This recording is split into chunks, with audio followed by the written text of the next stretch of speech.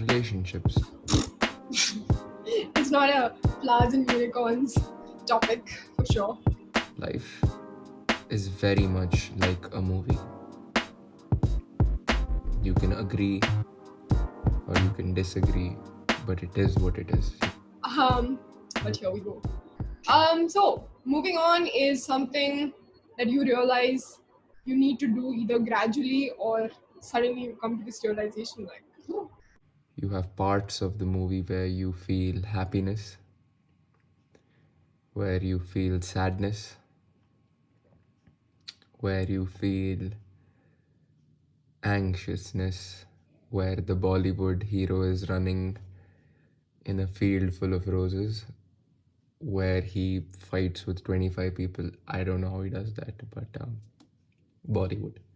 um, but either way, in that process, our mind, in my opinion, becomes, and therefore our thoughts and our actions, become this sort of sanctuary that, and what you're feeding into that sanctuary is of paramount importance because those thoughts determine the course of your mental state of mind or how long it's going to take for you to actually let go of this situation or person. And then you learn something from it, or you don't, and then it eventually comes to an end. And what you give power to essentially does have power over you. My point is that even in movies, only the real ones stay.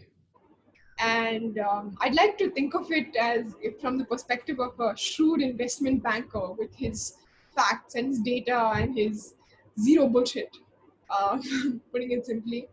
Um, and like imagining yourself sitting in a corner office if you're a cool investment banker, obviously, and putting down the sequence of events, the arguments, the fights, the actions, all of it as factually and as unbiasedly as possible.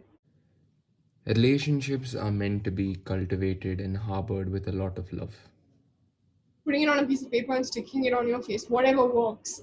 You know, especially when these nonsensical and delusional thoughts creep into our mind, because when we're in that vulnerable state of mind, our there is a surmountable amount of pride and fear and ego and emotion and a lot of feelings that are amalgamated that cloud our judgment in terms of how we perceive the situation. My point is that in life, you will meet many people, you will meet many friends, you'll have a lot of relationships, you'll have to deal with a lot of people. But the one thing you have to understand is that a real relationship stays with a lot of love from the inside, with a lot of true communication. Just compare it to, say, getting rid of an addiction. Say you're addicted to coffee and you really want to get rid of your addiction to coffee. And you're doing well, and then 1 week later, your mind starts playing tricks on you, saying, you know what, you really need that one sip of coffee. Say you're broken up with someone. Say you're broken up. There are two things you can choose to do. You can choose to go back to that person, and you can choose to fit into oversized jeans, because there's a reason you've broken up. You've just not, I'm just like, I'm not, hello, hi, how are you doing? It's a great day. Let me just break up with you. And you know, it's craving for that feeling or that act that it has become so accustomed to. And so what happens when you give in? I mean, initially, and like when you're drinking the coffee, like coffee, like whoo. And but then where are you in terms of your journey to becoming de-addicted from coffee? You're back to square one. If you've decided to do that, then understand why you've done that. Be strong with your decisions and your choices and learn to move on. Similarly, imagine you have a friend that you've decided, okay, I really need to let go of this person. Um, and you're doing a great job. 1 month in, you're like, oh, should I really feel like calling them? Because I really miss them. And because my mind has convinced me that my life is incomplete without them. And I really need to tell them this story. And, you know, I need to call them. If you feel like there's no toxicity involved, if you feel like it's just a small misunderstanding, if you feel like you're not hurting yourself, if you feel like there's no malice involved, if you feel like there's no enmity or envy involved, if you feel like your mental health is not deteriorating, then fix it. What happens when you give in?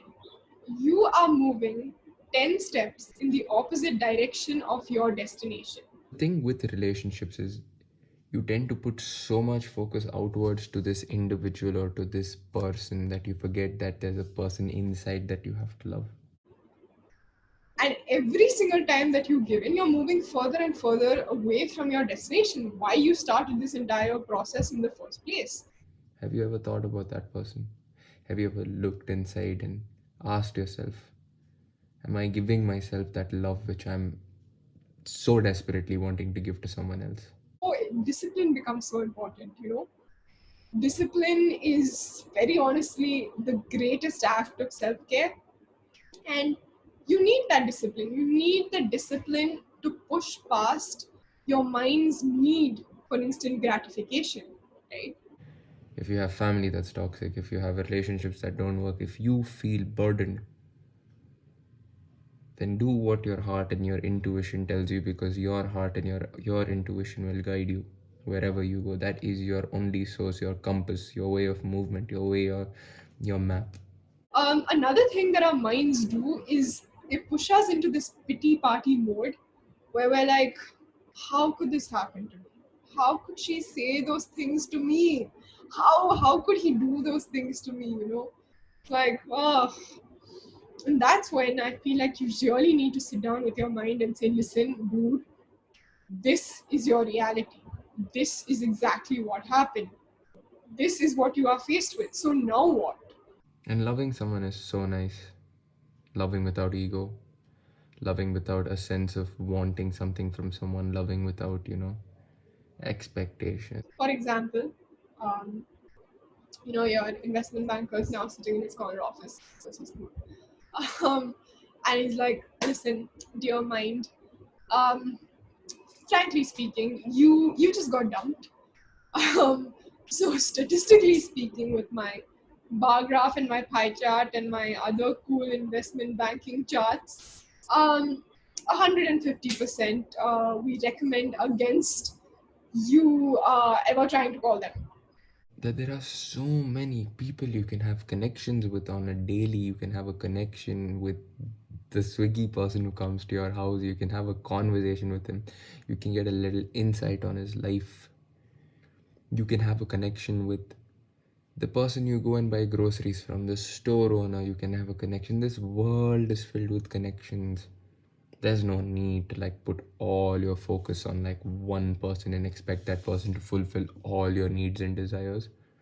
Is that really fair? I think moving on is also a deliberate effort. It's not something that just you sit around and you expect to just happen by itself.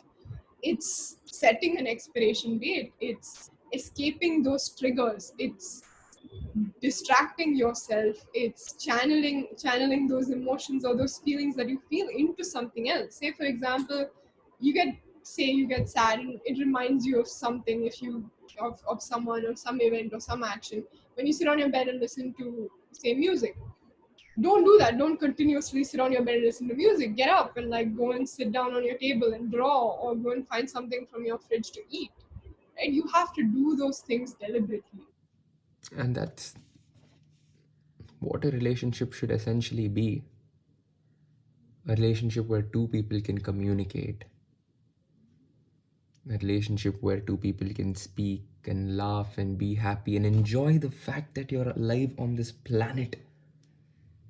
Fuck what people think. It's like, fuck everyone. Like, when you're together, like, life should just blur out. That's like a relationship with anyone, as a matter of fact. Like, life blurs out when I speak to a Swiggy person. No, it's not romantic, but it's beautiful. That this person comes to deliver food to my house and I can just get a little bit from him, just a small understanding, a hint of who this person might be. That life had to push this person towards my direction. I want to know. I cherish people like that. Also, I think it's very important to not carry this sense of negativity and this bitterness in you at event, as you go on with your life, because then there's so much frustration and so much anger and guilt and shame and negativity that you're carrying with you, that is just weighing you down, very honestly. There is no need for you to carry that further, right? Looking and tuning your mind to look at the act of letting go is something very neutral and something that was just a sequence of events that had to have been done is so important because it just makes you lighter. Love is acceptance. Love is not all of this fancy stuff where you buy roses and diamond rings and all of that. Sure, superficiality is a part of it. Go when done right, I feel is also a beautiful thing because you come to this understanding that it's not something that you just discard or something that you just erase or throw in the bin. It's something that will definitely have its place in your life. And it's also this realization that you no longer want to keep the past alive inside of you because it no longer serves you in a good way. Every single page, this is where you come to the end, like the core of it, the hard part of it. Like, love is acceptance. Right? And it's a very quiet act. It's an act that shows you that there are situations where you are completely powerless and there's nothing you can do except lay your arms down and accept what is. Love is being able to look at your partner in the eye while he or she's taking a dump and say, you know what, have a great dump. I'm still gonna love you afterwards. I feel like the people of our generation, I had to give that example because I feel like the people of our age and me at one point had got it twisted on what love is and what love means. It just is. And there's this beautiful quote that sums up my understanding of letting go very beautifully. It's one of my favorite quotes. And the predominant word she uses is love, but you replace love with any other word and it's equally beautiful. So it goes by love arrives exactly when love should, and love leaves exactly when love must. And when love arrives, say welcome, make yourself comfortable. When love leaves, ask her to leave the door open behind her, turn off the music, listen to the quiet for a bit, and say thank you for stopping by. When you go to a furniture store, you will sit on a lot of chairs. You're not going to sit on the first chair and you're not going to be like, ooh, love this chair, comfy. I'm just going to buy it now. You're going to experiment. You're going to sit on a lot of chairs. But in the end, his example was that with people, you're going to find some good people, you're going to find some nasty people, you're going to find some people who just didn't, just who weren't right. That's okay. That is life. That is the movie. We are in this movie currently. Isn't that exciting? That there's someone out there waiting for you. You might, like, as weird as it sounds, you might just sit on that person. You would be like, comfy or not, and just move on again. If you are on the side of a person who's broken up with you, then take it to the chin. Understand that life is big, life is diverse. It's just one person, and you spend a considerable amount of time, even if it's a month or 2 months, you spent, or a year or 2 years or 3 years, you spent some time with that person, and it is hard. You know how hard it can get to let go of a person, but then if it's not working out, let go.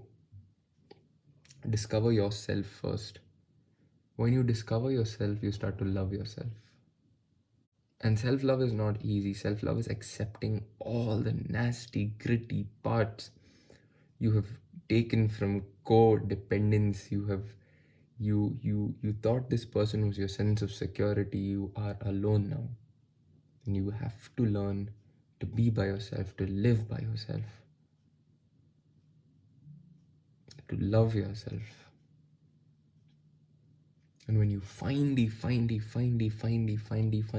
can look into the mirror or just be with yourself and tell yourself that I am okay, I love myself completely, you'll be okay.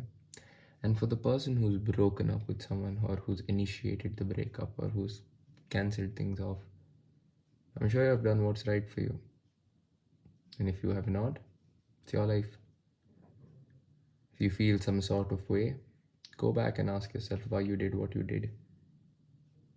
When we're delving into sensitive topics, I think it's important for y'all, our 100 million subscribers that are really affected by our super cool content, um, to know that the one thing that Furqaan and I keep reiterating to ourselves is to make sure that we don't sound preachy or know it all, because very honestly we don't. And and we all, and most of the advice and things that we say as human beings is based off of our own experiences in life and whatever we're exposed to. And it's obviously starkly different from a lot of other people's experiences and um, events and stuff that shape them. And so our objective is not to push our ideas, thoughts, or actions down people's throats. The idea is to spark curiosity um, in your minds with respect to what y'all think or where y'all stand in terms of the different things that we choose to talk about, and also maybe help you in your journey of self discovery. And if we are relatable and it helps you, then that's even better. But that's something that I feel like we needed to put out. So yeah. Um, I hope you guys enjoyed this. This is a different sort of video. Um, Thanks to Pratna for giving the idea. Real cool. And I hope everyone does fantastic. I hope they have a great day, life, whatever. Hey, thank you for watching. If you've made it to the end, you're a real one. If you know anyone that needs to see this, please share it to them. And if you haven't subscribed, please do subscribe. We work really hard on our videos and we hope that one day it reaches to the rest of the world. Thank you again for watching.